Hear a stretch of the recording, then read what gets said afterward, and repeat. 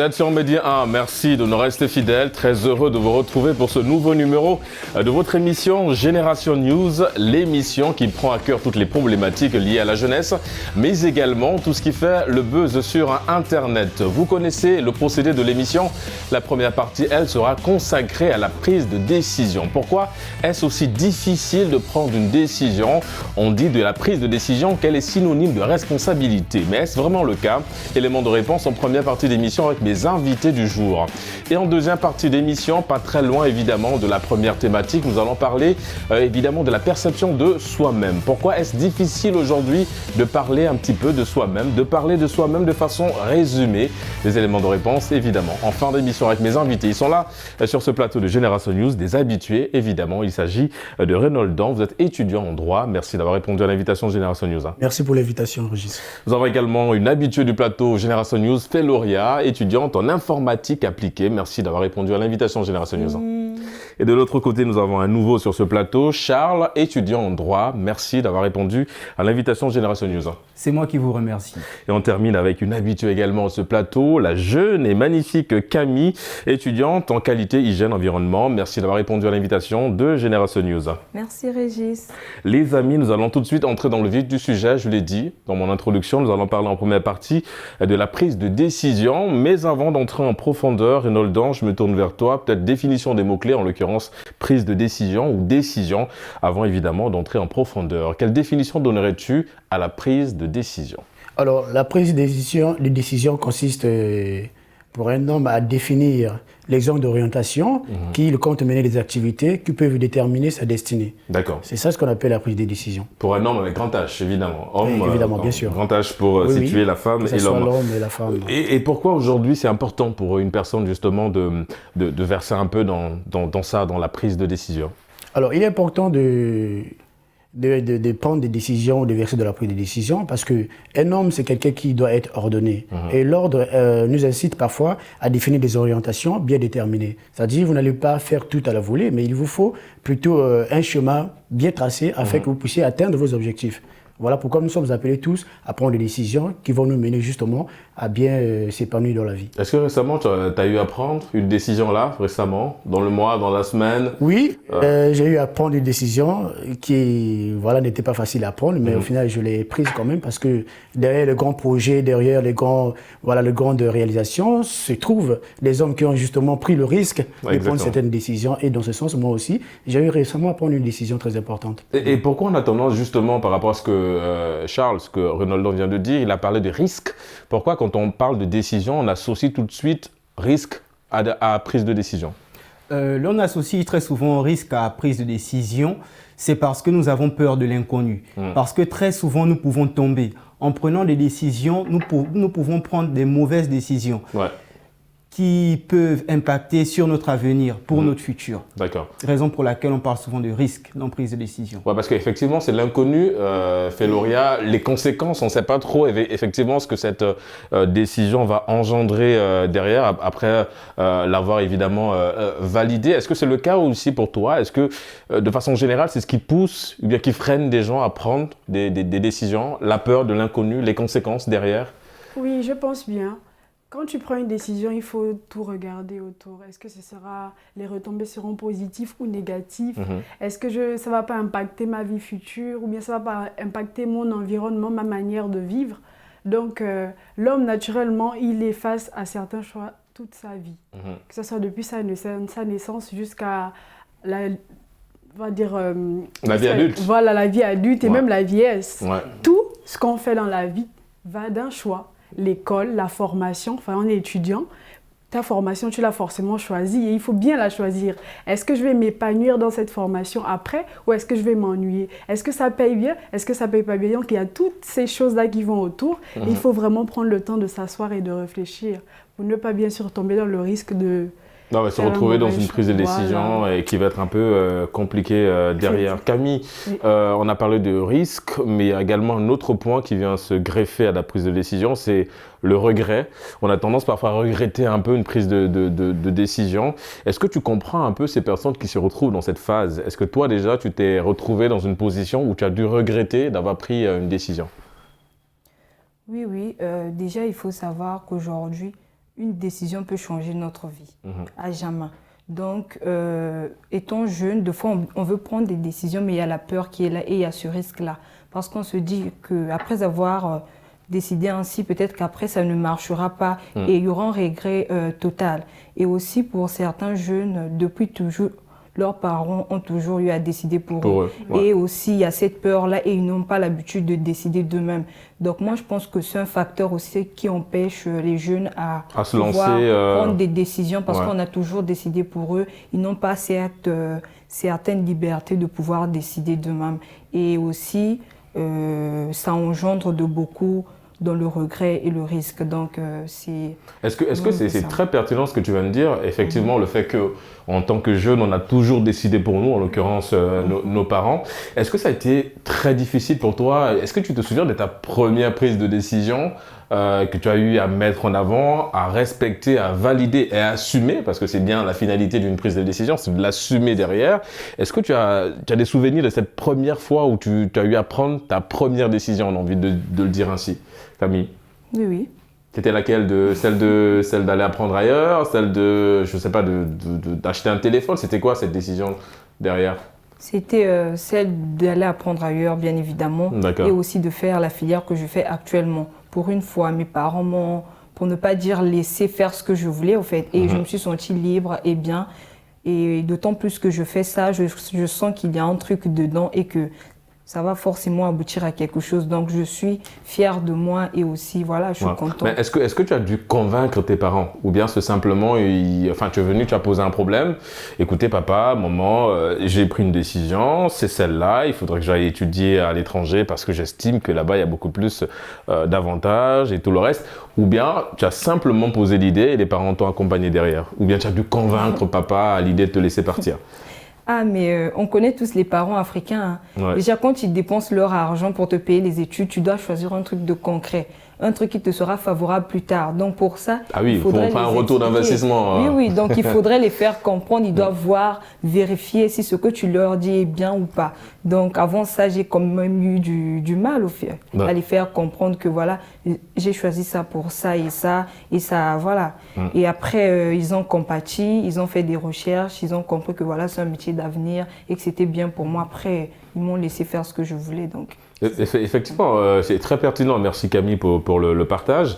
Renoldan, c'est vrai que ce que Camille dit, c'est intéressant dans le sens où, effectivement, la jeunesse n'a jamais eu, on va dire, le temps très tôt de décider pour elle-même. En général, c'est les parents ou l'oncle ou le voisin qui prend une décision pour toi parce qu'on estime que tu es très jeune et que tu ne maîtrises pas forcément les rouages de la situation.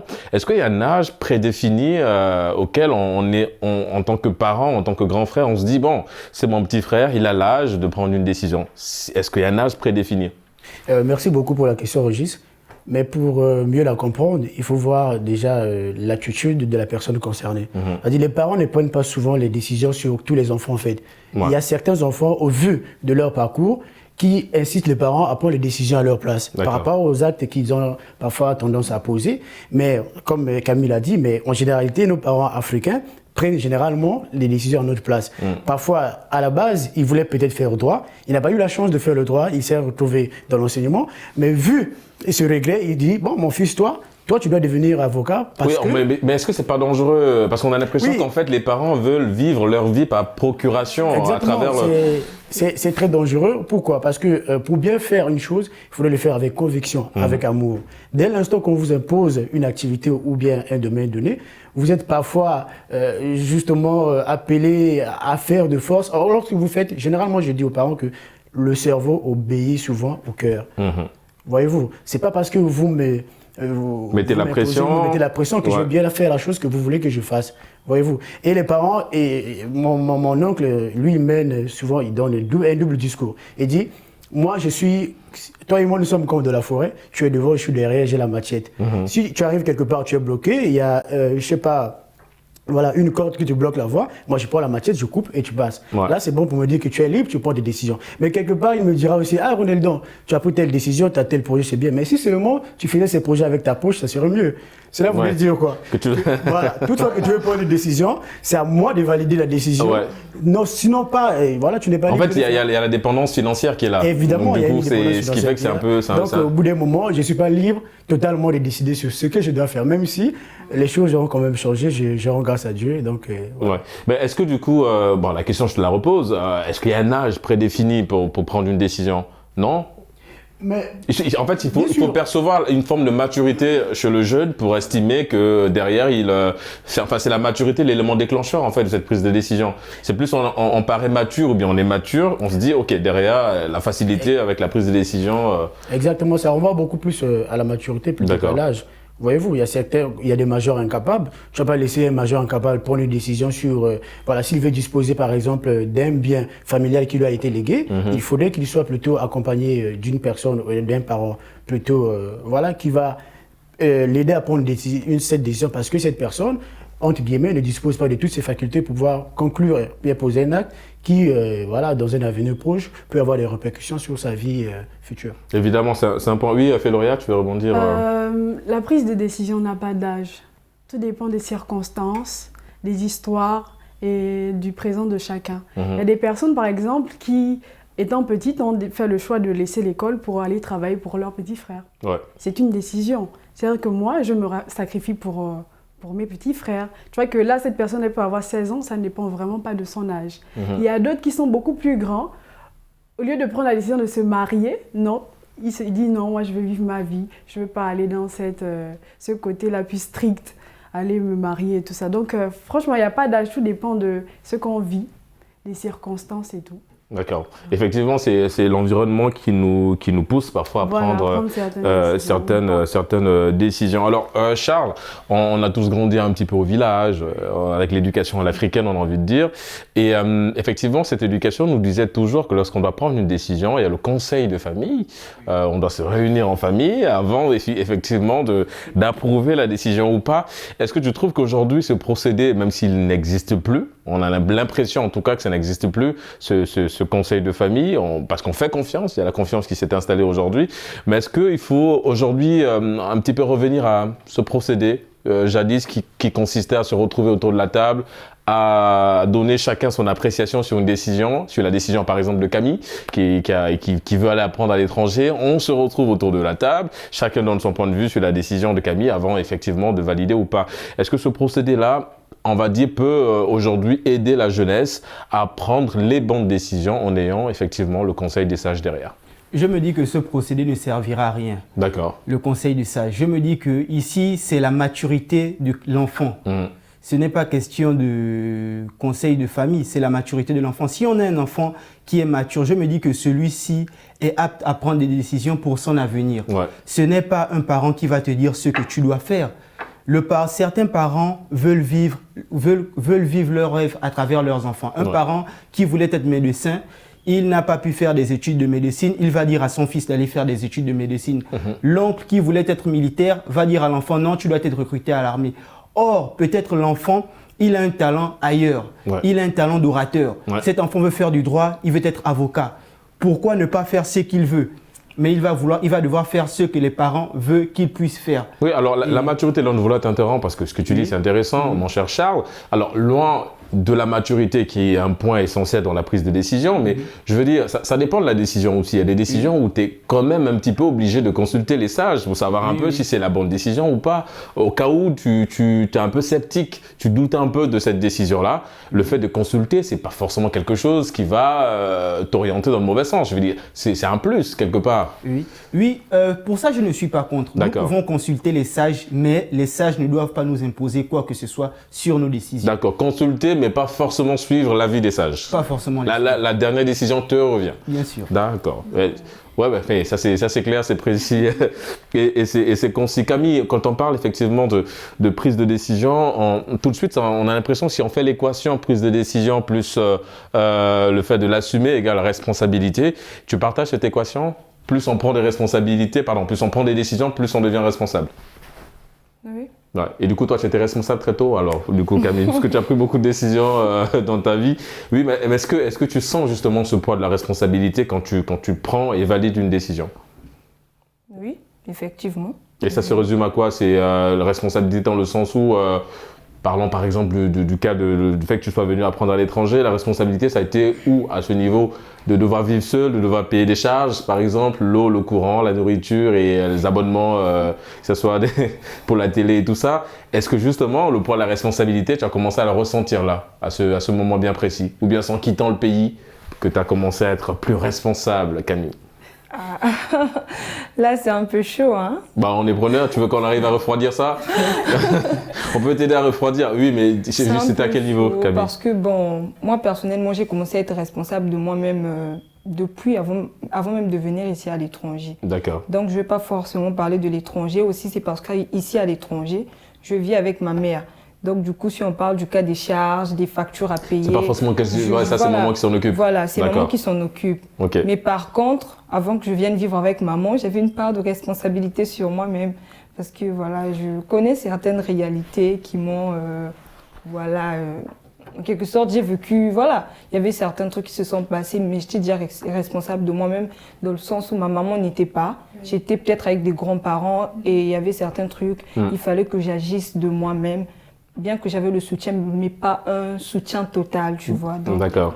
Et pour ajouter, par rapport à ce que Camille est en train de dire, mais il est plus facile, évidemment, d'assumer la responsabilité de ces décisions au pays plutôt qu'à l'étranger. Ouais.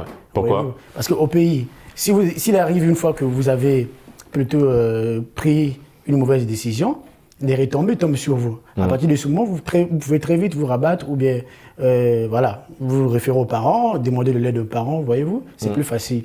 Mais non, ici, par exemple, si tu arrives, par exemple, à mal dysfonctionner ton argent, mais soyez-en sûrs, vous allez assumer les responsabilités toutes seules. Bah, c'est clair, si à partir du 15, Féloria, elle a tout vidé, il reste encore 15 jours même avant. Si vous n'habitez pas dans la maison familiale, vous êtes ailleurs, s'il arrive que vous n'avez plus d'argent, à cause des mauvais choix, à cause des mauvais achats que vous avez effectués, vous pouvez vous rabattre auprès de la famille, question de passer un week-end ensemble entre-temps, vous mangez à la maison, vous avez une assiette qui est là et voilà, tout ce qui va avec.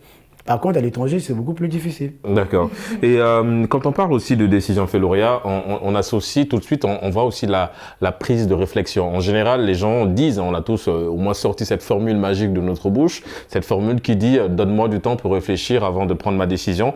Est-ce que, au-delà de ça, est-ce que la réflexion joue un rôle vraiment, on va dire, primordial dans la prise de décision? Parce qu'en général, même quand tu décides de réfléchir et de prendre du temps pour réfléchir, avant de réfléchir, tu as déjà quelque part, on va dire, une piste de réponse ou par rapport à la prise de décision. Est-ce que vraiment la réflexion t'aide à renforcer ta prise de décision ou bien simplement à, on va dire, à annuler cette décision-là? La réflexion est très importante en tout. Pour prendre une bonne décision, tu te dois de bien réfléchir. Maintenant, il y a des gens qui ne réfléchissent vraiment pas. Oui, mais bien réfléchir, est-ce qu'il y a un timing? Est-ce que c'est 2 semaines de réflexion? Tout dépend. Pour bien réfléchir, ça dépend de la décision et de la personne. Voilà, ça dépend de la décision, ça dépend de tellement de facteurs. Tu peux trouver la solution très rapidement, comme tu peux aussi la trouver sur un gros laps de temps. Tout dépend de toi. Ouais. Régis, je pense que bien réfléchir, comme tu l'as dit, c'est pas question de timing ou pas.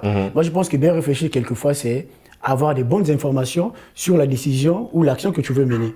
Voyez-vous, à partir du moment où vous avez ces informations, vous n'allez pas vous arrêter là. Vous pouvez également consulter d'autres personnes qui ont eu justement à faire ces parcours-là. Dès l'instant où vous le consultez, ils donnent leur avis et vous avez des informations, suffisamment d'informations sur le fond même de l'action que vous voulez mener.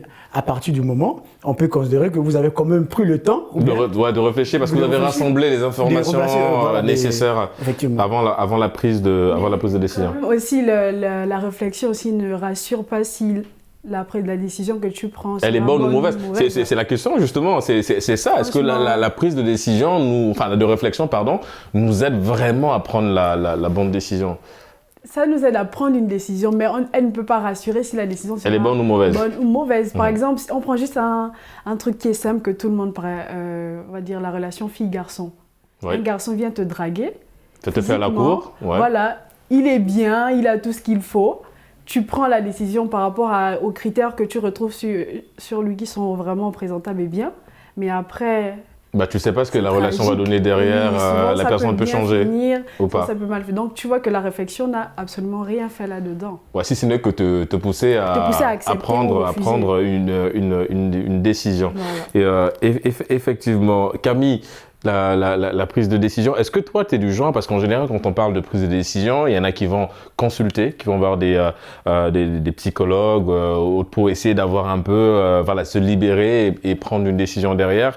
Le fait aussi d'extérioriser tout ce qu'on a emmagasiné, ça dépend de la décision aussi. Si par exemple, vous êtes marié et que vous avez dans votre tête déjà pris une décision d'aller vers le divorce, évidemment, vous consultez d'abord avant d'être sûr de prendre la bonne décision ou bien de verser dans la communication. Est-ce que, à l'image du psychologue, Camille, tu joues un petit peu ce rôle auprès de tes copines ou bien dans la famille? Est-ce que tu es celle aussi parfois qui écoute les gens, qui doutent un peu et qui donne des conseils? Ça t'arrive parfois de le faire avec tes copines, avec des amis, Camille? Ah oui, hein. Ouais. Ça m'arrive de conseiller mes amis sur leur choix et tout. Parfois, c'est comme ce qu'elle venait de dire tout à l'heure. Quand un homme vient te draguer, deux fois, tu prends le temps pour décider. Tu ne sais pas vraiment la décision que tu veux prendre, en fait. Ouais. Pourquoi? C'est par rapport à un vécu aussi, parfois. Avant ça, deux fois, tu étais en relation. C'était pas bien, en fait. La relation n'avait pas marché. Deux fois, on t'a blessé, on t'a fait du mal. Et pour accepter encore, c'est une décision que tu dois prendre. Donc, du coup, tu as du mal. Tu ne sais plus vraiment si tu dois accepter ou refuser. Ouais. Et là, la décision, elle devient difficile à prendre. Donc, de ce sens-là aussi, on doit savoir ça. Mais qu'est-ce que tu dis en général à ces personnes-là? À la copine, supposons que ça soit une copine, qu'est-ce que tu dis à la copine? Est-ce que tu trouves des mots justes ou bien tu écoutes simplement? Parce qu'il y a des gens qui ont juste besoin de parler et derrière, quand elle décide de valider sa décision, comment tu gères ça? Quels sont les mots? Comment tu arrives à rassurer ta copine? Moi, je lui dis, écoute, vas-y, suis ton cœur. Si ton cœur te dit d'accepter, tu le fais, de refuser, tu le fais. Moi, je te soutiendrai toujours. Parce que moi, je ne peux pas te dire d'accepter. Et au cas où ça va mal se passer, tu dirais que Camille m'avait conseillé, elle m'avait dit d'accepter. Et si ça ne se passe pas bien, également, donc vice-versa. Du coup, je peux pas être à l'origine, mais je ne peux pas non plus te laisser tomber. Donc, prends tout ton temps, comme on dit, la nuit porte conseil, essaye de réfléchir, de revoir la personne en face de toi. Tu pourras peut-être voir la sincérité dans ses yeux et savoir si tu dois réellement dire oui ou non. Je pense qu'on va tous aller consulter.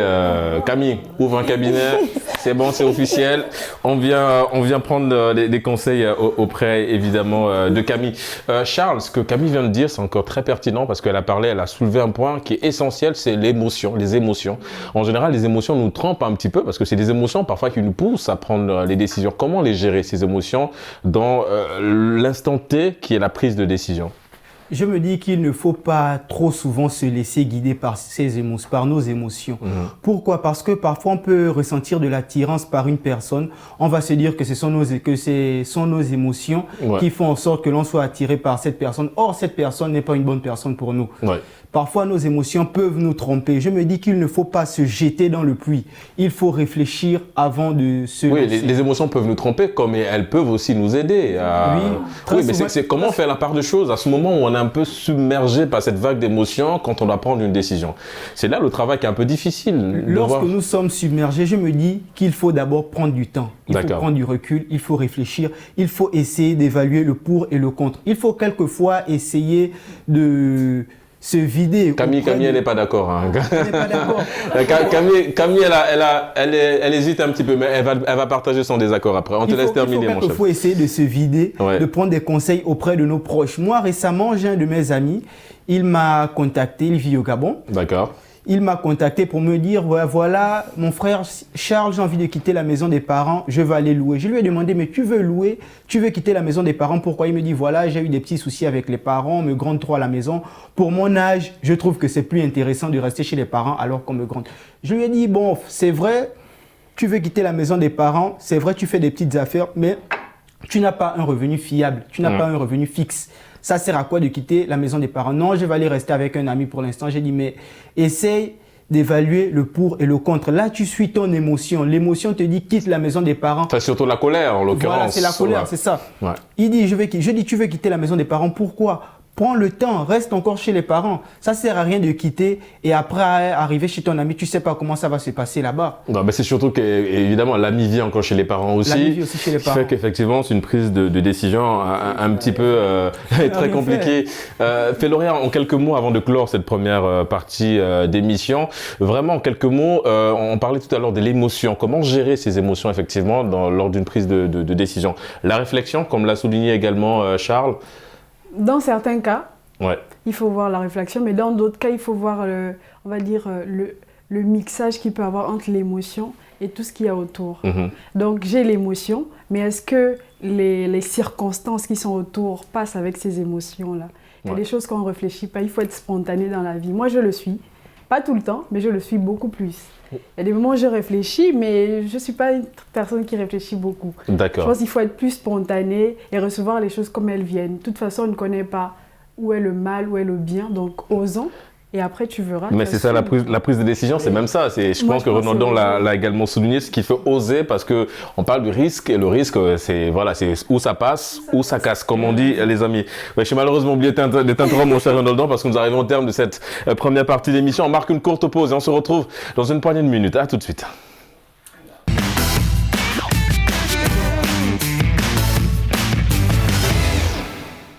De retour sur le plateau de Génération News pour la deuxième et dernière partie de l'émission. Nous allons cette fois-ci parler, on va dire un peu de nous, parler de soi-même. Charles, je me tourne vers toi. On parle effectivement de cette capacité à se présenter, à parler de soi-même. Pourquoi c'est si difficile pour certaines personnes de devoir parler d'eux-mêmes à la troisième personne? Très souvent, c'est difficile pour certaines personnes de parler d'eux-mêmes. Certains ont peur du jugement. Ouais. Nous avons peur du regard des autres. Nous avons peur de dire certaines choses sur nous qui pourraient ne pas intéresser les autres. Nous avons peur d'aborder certaines questions qui pourront nous mettre mal à l'aise, qui pourront faire en sorte que les autres nous pointent du doigt. Okay. Raison pour laquelle certains n'aiment pas parler de nous-mêmes. En fait, c'est ça. Mais effectivement, c'est vrai, il y a la peur. Hein. Ça reste un facteur non négligeable dans le fait d'avoir un petit peu ce frein de parler de nous-mêmes. Mais je trouve que c'est un exercice assez intéressant, Féloria. Pourquoi? Parce qu'on a tous déjà passé des entretiens.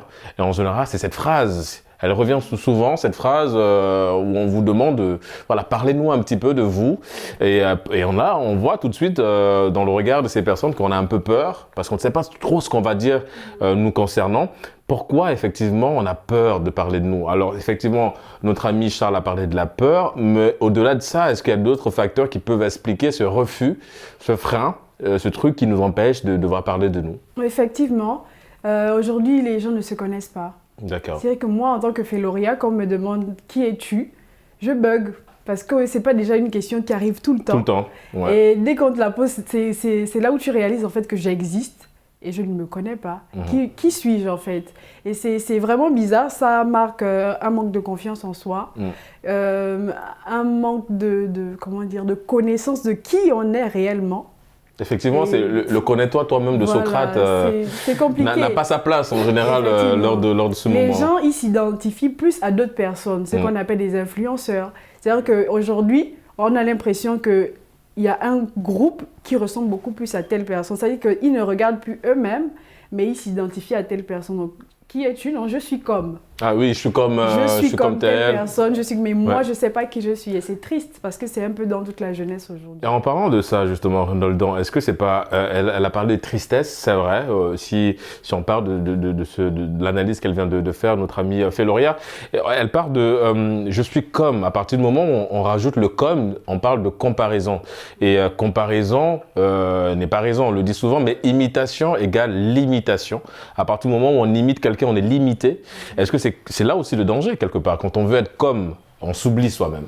Oui, il faut déjà se poser la question, pourquoi les gens s'identifient-ils plutôt-ils à certaines personnes ou bien à certaines personnalités? C'est parce que parler de soi, ce n'est pas un exercice facile. Il s'agit de l'action par laquelle vous pouvez vous vendre auprès d'autres personnes qui ne vous connaissent pas. Donc, ils disent même que c'est un art. Exactement, c'est parler de soi-même. Parce que dès lors que vous vous mettez à parler de vous, vous êtes là appelé à donner certaines informations qui vous concernent vous, afin que l'autre en face de vous puisse vous apprécier par rapport à ces informations que vous allez lui fournir. Donc, il est parfois difficile, voilà pourquoi d'aucuns préfère certaines personnes ou personnalités qui sont déjà connues, avec une personnalité bien semblable à un autre. Voilà, pour se dire, si vous voulez me connaître et référez-vous à telle personnalité, et ben quand il s'agit d'agir, j'agis comme un tel, dans telle situation, comme lui, dans tel domaine par exemple. Oui, mais effectivement, comme on reste encore sur le principe qu'en le faisant, ce n'est pas le bon procédé. Ce n'est pas le bon procédé, c'est pas le bon procédé. Surtout nous, en tant qu'étudiants, pour la plupart. Les entretiens, on vous demande de parler de vous, de faire un résumé. Parler de soi, c'est un art, comme vous l'avez dit tout de suite. Chacun de nous est normalement censé savoir parler de soi, de ses qualités, de sa personnalité, de ses convictions. Un résumé condensé de soi. Évidemment, une présentation, voilà, vous actualisez un peu votre statut. Je suis étudiant, voilà, dans tel domaine, j'aimerais ceci, cela, j'ai telle conviction politique, religieusement, voilà, je m'intéresse à telle actualité, tel type d'information.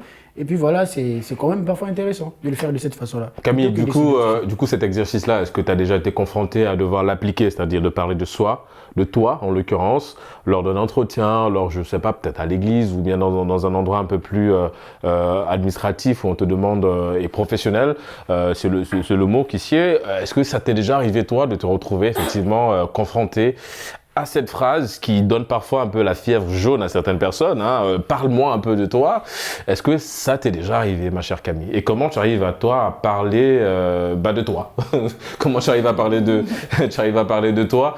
Comment tu arrives justement à faire un très bon résumé de Camille? C'est pas facile à faire, parce que moi-même j'ai remarqué qu'il y a un certain manque de confiance en soi. D'accord. Pouvoir parler de soi-même déjà. C'est comme on a dit tout à l'heure, il y a une fièvre qui est là. Oui, on a l'impression, ça se voit dans le regard, en général, quand on passe les entretiens. Parlez-moi un peu de vous, et là, tout de suite, on est malade. On est en bleu. Féfé venait de dire tout à l'heure. Et là, on se rend compte qu'on ne se connaît pas assez soi-même. Et on essaie de trouver des mots pour se définir, pour se désigner, et après on nous manque. Et là, on remarque vraiment que, voilà, je ne me connais pas moi-même, j'ai déjà vécu ça personnellement. On m'a déjà demandé de me présenter, je n'ai pas pu dire grand-chose. Et c'est à ce moment-là que j'avais eu à comprendre que nous, les jeunes, en général, on a un manque de confiance en nous et on ne sait pas vraiment qui nous sommes parce que nous sommes limités en quelque sorte. Et influencés, parce que c'est ce que justement Camille en quelque sorte. Donc, ce n'est pas vraiment évident de parler de soi-même. Et c'est très rare, ça arrive très rarement aussi. Donc, c'est quand même... Ronaldon, est-ce qu'il y a des grandes lignes Grandes lignes. Déjà, parler de soi, c'est dans un milieu professionnel, tu parles de tu mets en avant ton statut juridique déjà, qui es-tu? Je suis Ronaldon Boura, étudiant de nationalité congolaise, j'ai tel âge, célibataire, voilà.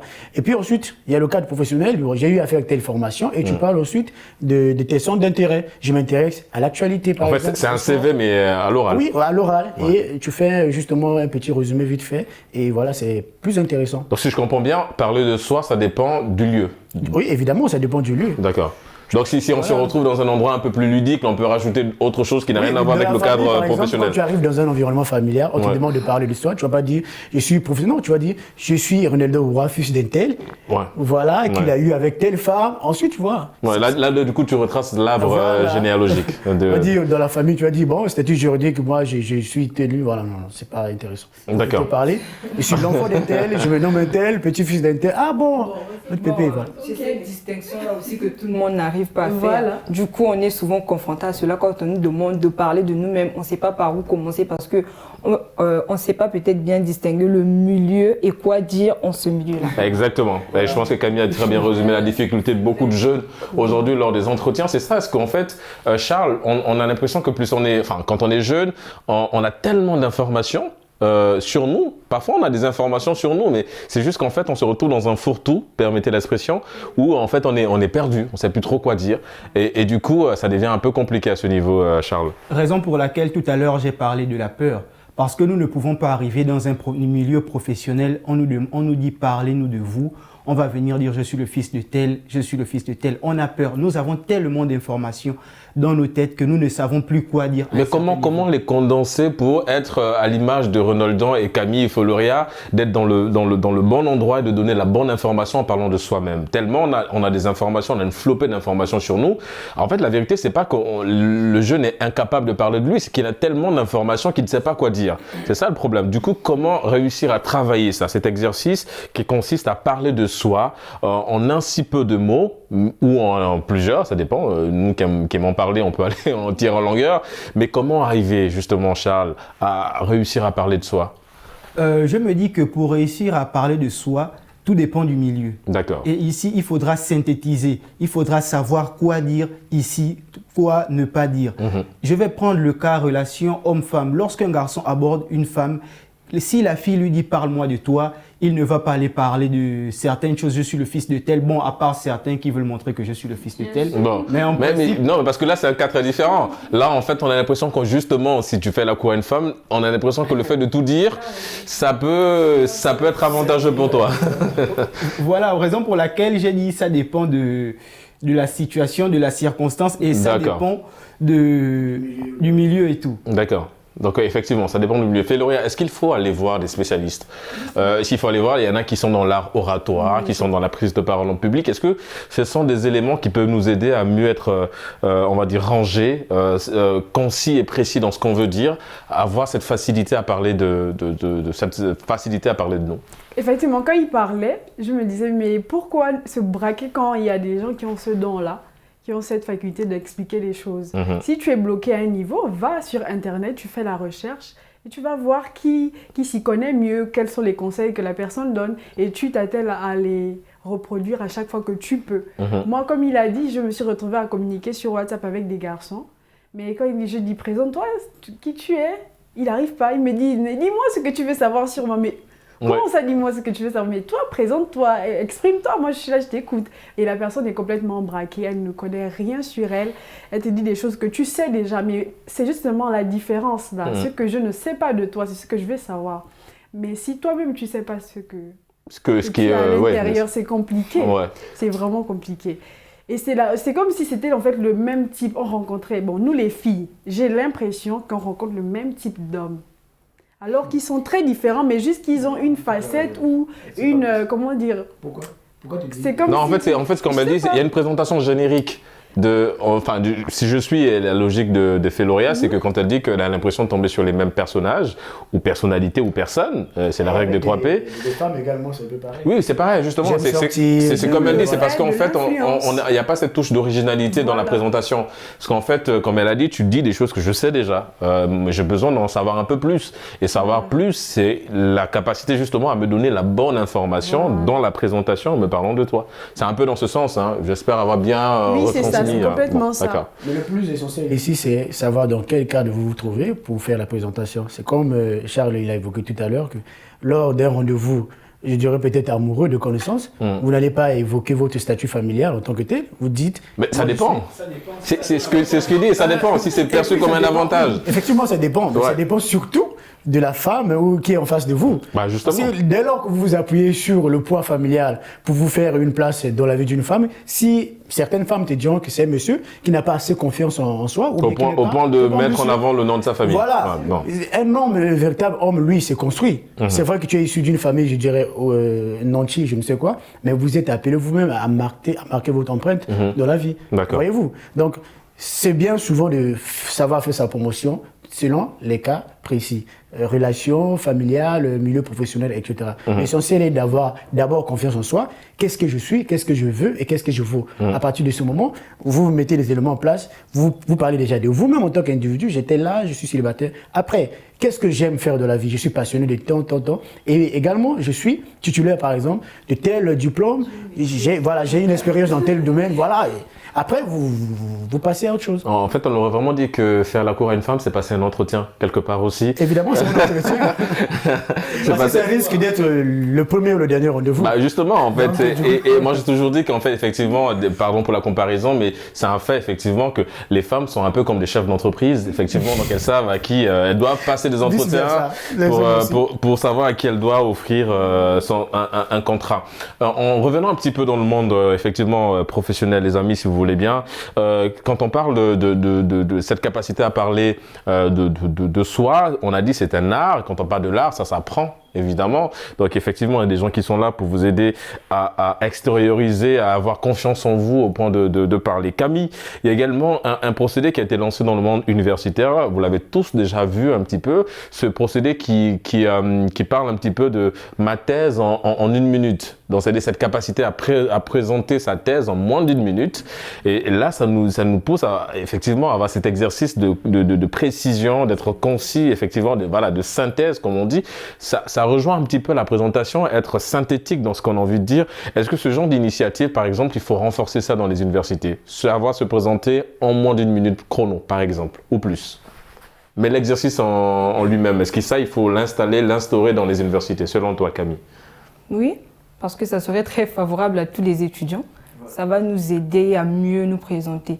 Mais aussi pour revenir à tout, comme le disait tout à l'heure Charles, moi je préférerais encore que chacun de nous puisse apprendre d'abord à mieux se connaître dans tous les domaines, savoir dans quel domaine je suis fort et dans quel domaine je suis faible.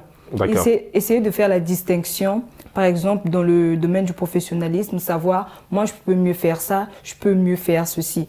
Donc, comme ça, quand cette question t'est posée dans ce genre de milieu, tu sais que dans le professionnalisme, je suis forte en ceci et tu sauras comment te présenter aussi facilement. Tu sais que s'il s'agit de la famille, je suis comme ça, tu sauras comment te présenter. À l'église, tu sauras aussi comment faire la distinction et comment mieux te présenter, au fait, en quelques mots ou bien même pour dire un petit paragraphe, mais au moins tu sauras quoi dire de précis qui sera bien à entendre, au fait. Pas faire du méli-mélo pour dire ceci, pour dire cela, rajouter ça. Ouais, comme on dit, passer du coq à l'âne, on est un peu perdu parfois quand les gens se présentent. C'est mieux d'apprendre d'abord à bien savoir ce qu'on est dans chacun des domaines et après se structurer, au fait. Parce que beaucoup de jeunes aujourd'hui ne savent pas en fait trop tout au même moment. Et après, quand ça arrive qu'on nous demande, on ne sait plus vraiment quoi dire parce que tu commences à essayer de te souvenir. Je fais bien ça, qu'est-ce que je ne fais pas bien? Parce qu'on n'est pas précis, on ne sait pas vraiment. Donc, c'est mieux de commencer à savoir vraiment exactement qui on est, ce qu'on fait. Je pense qu'on n'aura même pas besoin d'aller même loin, aller chercher des coachs. Des conseils. Après, je pense que c'est mieux, parce que cela ne suffit pas. Qu'est-ce qu'on constate? Sony Laboutansi, c'est un écrivain congolais, il disait que lorsqu'on parle, il faut avoir souvent pitié de ceux qui nous écoutent. Il y a certaines personnes, dans une simple présentation, elle vous prend tout le temps qu'il faut. Je suis tel, je viens de tel milieu, mais tout ça. Et ça devient long et épuisant et ennuyant. Voilà. Donc, effectivement. Vous avez raison quelquefois. Enfin, quelquefois. non, mais je t'ai taquine, mon cher Ronaldo. Donc, c'est justement ça, c'est la précision et la concision. Charles, avant de venir à toi, je me tourne vers Féloria. Il y a ce qu'on appelle la répétition. Alors moi, je sais pas, quand je préparais la thématique avec effectivement avec mes sœurs, elles m'ont fait ressortir la répétition. Et la répétition avant un entretien, par exemple, c'est un élément clé, voire un facteur important pour mieux se libérer, pour arriver à mieux parler de soi face à un recruteur, par exemple. Est-ce que c'est un procédé que tu mets souvent en place, toi, avec tes frères, avec tes sœurs, de reprendre, de répéter un petit peu l'entretien, faire un entretien, on va dire, point zéro, on va le dire ainsi, où en fait le frère se met à la place du recruteur et te pose des questions basiques et pour voir un peu ta capacité à justement à répondre. Non, perso, j'ai pas encore fait cette expérience, mais par contre, j'ai déjà fait celui du miroir. Ouais, l'effet miroir. Je me place devant un miroir et je parle comme si je parlais à une personne. Je n'ai pas encore eu l'opportunité de faire ça avec mes sœurs et tout ça. D'accord. Mais est-ce que ça t'aide l'effet miroir? Beaucoup, ça m'aide beaucoup à voir comment ma gestuelle ou encore se filmer. Le miroir, ne retranscrit pas tel que l'on voit. Mais si tu places un téléphone et que tu essayes de faire certains gestes et tu regardes comment tu fais, tu peux mieux arranger certaines choses. D'accord. Donc, se filmer, voir comment on se place, comment on parle, comment on regarde, tout ça, c'est important. Bon, il y a les psychologues vont plus loin, ils parlent du discours mental, c'est-à-dire cette capacité à se parler à soi-même, mais de façon positive. En général, le discours mental, on l'a les athlètes par exemple, lors d'une compétition, vous voyez souvent ils se parlent à soi-même, ils s'encouragent. C'est ce qu'ils appellent en général le discours mental. Ça nous aide effectivement à aller de l'avant. Charles, est-ce que ce genre de méthode, est-ce que tu l'appliques toi souvent quand tu dois parler de toi, quand tu es devant une assemblée et que tu dois devoir te présenter? Bon, Le discours avec mon frère et tout, je ne suis pas trop du genre à faire des répétitions. Pourquoi je ne fais pas des répétitions? Parce que lorsque je vais faire une répétition, ça va m'amener à essayer de répéter ce que j'ai dit avant le discours. Et là, je pourrais bugger. Or, en principe, moi, je préfère improviser. Lorsque je dois faire un discours, je prends le thème et voilà, je vais improviser directement. D'accord, ça non, quand je dis discours, c'est effectivement le discours de se présenter. Oui, bien sûr, se présenter. D'accord. Mais est-ce que l'improvisation, du coup, Renoldan, est-ce qu'on le rejoint pas un peu Camille quand elle dit de se connaître soi-même et de savoir exactement ce qu'on doit dire? Je ne m'oppose pas totalement à ce que vous dites, c'est une méthode à vous que vous appliquez. Mais moi, je pense que le mieux serait de s'entraîner. Voyez-vous, on dit souvent plus de sueur à l'entraînement, moins de sang au combat. Cela veut dire que si tu as autour de toi des frères qui sont quelquefois actifs dans la vie professionnelle, qui sont déjà passés par des entretiens, tu peux te préparer seul, c'est vrai, mais à un certain moment, tu peux les consulter. Quelles sont les questions qui vous ont été posées? Est-ce que vous pouvez me les poser afin que je puisse voir si je suis arrivé à un niveau où je peux me parler de confiant, effectivement, à bien parler de moi lors de l'entretien que je compte passer ou je ne sais pas quoi. Et à partir de ce moment, les frères peuvent te poser telle question sans pourtant avoir, je ne sais pas... un questionnaire préétabli déjà. Parlez-moi un peu de vous, mais si on vous pose telle question, comment vous réagirez? Comment est-ce que vous allez plutôt répondre? Voyez-vous, parfois je trouve que c'est très intéressant. Et même le frère, il peut t'aider en te disant, c'est bien de parler de toi, en disant que c'est un permis. Et tu sais conduire, oui, mais rajoute le permis dans la conversation, parce que dans la présentation, ça peut être un élément important. Tout à l'heure, tu as dit que tu aimais bien regarder la télé. Bon, je trouve pas que ça soit intéressant. Enlève ça, rajoute ça par contre. C'est important. Ouais. Mais Camille, non, Féloria? Oui, c'est très très important. Ça même. Ou encore, comme tu as dit que tu préfères arriver sur place et puis c'est mieux depuis la maison avoir une idée générale que tu pourras ensuite développer sur place. Parce que si tu n'as même pas d'idée générale, tu t'attends seulement à ce que tu arrives sur place. C'est quand même... Dès la maison, j'ai une idée générale, mais je ne vais pas faire de répétition. Parce qu'en essayant de faire des répétitions à la maison, en arrivant sur place, je vais essayer de vouloir répéter ce que j'ai eu à dire à la maison. Or, à ce niveau, je pourrais bugger. D'accord. Parce que tu veux retranscrire fidèlement ce que tu as... Effectivement, mais je prends une idée générale à la maison. Je peux essayer de prendre des informations de gauche à droite, mais je ne vais pas répéter. Comme Féloria a dit tout à l'heure, elle va devant le miroir, elle essaie de travailler sa gestuelle, elle essaie de parler et tout. Mais moi, je ne le fais pas. Je ne le fais pas pourquoi? Parce que je vais m'attendre à quelque chose de bien précis. Et je vais vouloir retranscrire ce que j'ai dit. Oui, mais Féloria, est-ce que toi, quand tu te mets devant le miroir, c'est pour répéter le même discours? Ou bien c'est simplement avoir cette aisance, cette facilité à parler? Facilité à parler. D'accord. Parce que vous ne connaissez pas l'environnement auquel vous serez appelé justement à répondre à cette question. Déjà, quand vous dites avoir une idée générale, tout ça c'est bien. Mais dans l'idée générale, il y a les idées, je dirais, accessoires. Voyez-vous, il peut arriver que vous considérez cette idée comme étant une idée principale ou générale, mais au travers d'une autre personne, ou bien votre confrère, il peut vous dire par exemple que cette idée n'est pas une idée essentielle, mais il faudrait retrancher. Et à la limite, vous pouvez réfléchir, effectivement, vous avez raison. Parce que dans la présentation, comme l'a dit Régis, tout n'est pas à dire, vous n'allez pas tout dire, vous allez choisir les idées essentielles. Ça, c'est intéressant. Mais vous n'êtes pas seul à dire, ça c'est essentiel, ça c'est la question. Non, quelquefois, tu peux consulter certaines personnes pour dire, votre frère par exemple, ou votre voisin, qui est plutôt dans le même domaine, est-ce que cette idée-là peut aller par rapport à une présentation? Surtout si la personne a eu justement à passer par cette étape. Ah oui, donc excuse-moi, ça c'est bien, mais est-ce que l'expérience de l'autre sera forcément la tienne? Parce que par rapport à l'expérience de l'autre, il peut dire, moi j'avais posé telle question, ça n'avait pas bien marché. Oui, c'est vrai. Moi j'avais fait, mais chacun a son expérience. Voilà, le mot qui n'est pas passé chez toi peut passer chez lui. Voilà pourquoi Régis au début l'a dit, il y a certaines personnes dans la présentation, au but de te présenter comme étant je suis un tel, j'ai telle nationalité, d'autres diront que c'est pas important. Que la nationalité, c'est pas forcément important de... Voilà, la situation matrimoniale, ça ne vaut pas la peine. Voyez-vous. Mais par contre, la présentation, c'est tout ça. Vous êtes là, vous n'allez pas me dire j'ai tel diplôme, mais qui êtes-vous? Exactement. Ça devient encore compliqué. Ou encore, peut-être que c'était pas le même jury qui va vous recevoir. Celui qui avait reçu ton frère ne sera pas le même qui va te recevoir. Toi. Donc là, c'est compliqué. Voilà pourquoi c'est mieux de mieux se connaître soi-même et puis parler aisément. Mais au-delà, ça c'est une présentation. Même au-delà, en fait, moi je rejoins Camille. Ce que vous dites, c'est très pertinent. Mais je pense que Camille résume en une phrase, c'est se connaître d'abord quelque part et de pouvoir identifier, comme elle l'a souligné. Je pense que Charles aussi l'a souligné, ses faiblesses et ses forces. À partir de ce moment, on sait exactement ce qu'on peut faire et ce qu'on ne peut pas faire. Mais on parle du principe qu'en étant jeune, vous êtes appelé à avoir des entretiens et que lorsqu'on passe un entretien, les amis, il y a cette phrase qui va toujours ressortir, cette phrase où on va vous demander de parler de vous. Donc, il faut aujourd'hui avoir cette capacité à être concis et précis dans ce que vous voulez dire, et ça dépend du lieu. Et ça, vous l'avez souligné. Exactement. Après, si vous vous retrouvez dans un endroit ludique et que vous allez étendre votre CV, s'il n'est pas important comme information de cet endroit, là, c'est encore un peu plus compliqué. Est-ce que, Reynoldan, dans la famille aussi, parce qu'en général, on l'a dit, on a des grands frères, est-ce que ça t'arrivait, toi, plus jeune, par exemple, de te mettre devant, parce qu'on est tous passés par là ou non, je sais pas, mais moi, j'avais cette facilité à me mettre devant mes grands frères et à parler, et d'où peut-être ce métier de journaliste, je sais pas, mais est-ce que ça t'arrivait parfois, toi, de devoir un peu beaucoup plus t'exprimer dans la famille Oui, bon, il est parfois difficile de parler de soi, j'avoue. C'est vrai. Mais depuis le plus bas âge, ma maman avait tendance à me dire que toi tu es sage, tu es plus sage que tes grands frères. Ouais, sans pourtant mettre en cause la généralité.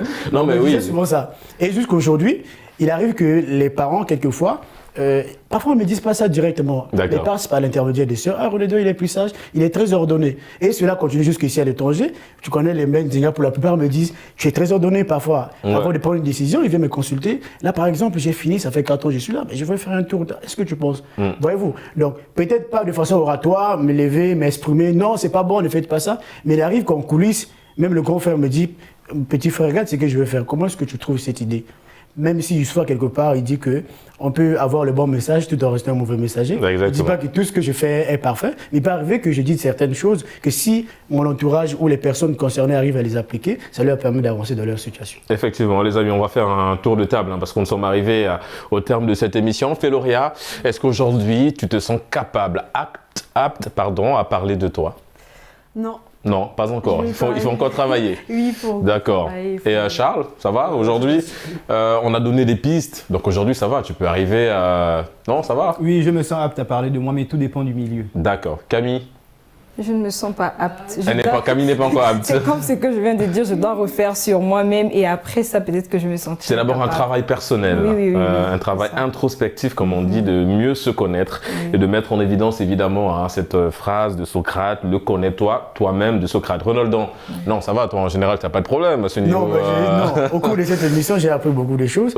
Si bien que jusque-là, je croyais que c'était quand même mieux, mais il y a encore beaucoup de choses. Il y a encore du travail. Sûr, donc, même nous, on a encore du mal un peu à parler. C'est toujours difficile, la vérité, de parler de soi-même, parce qu'effectivement, on ne sait pas quoi dire. Mais on a mis sur ce plateau, on a donné à nos téléspectateurs, en tout cas, des pistes, des idées, des moyens pour réussir à faire une présentation bien précise et concise de nous. Les amis, nous sommes arrivés au terme de cette émission. Des gens à saluer vite fait.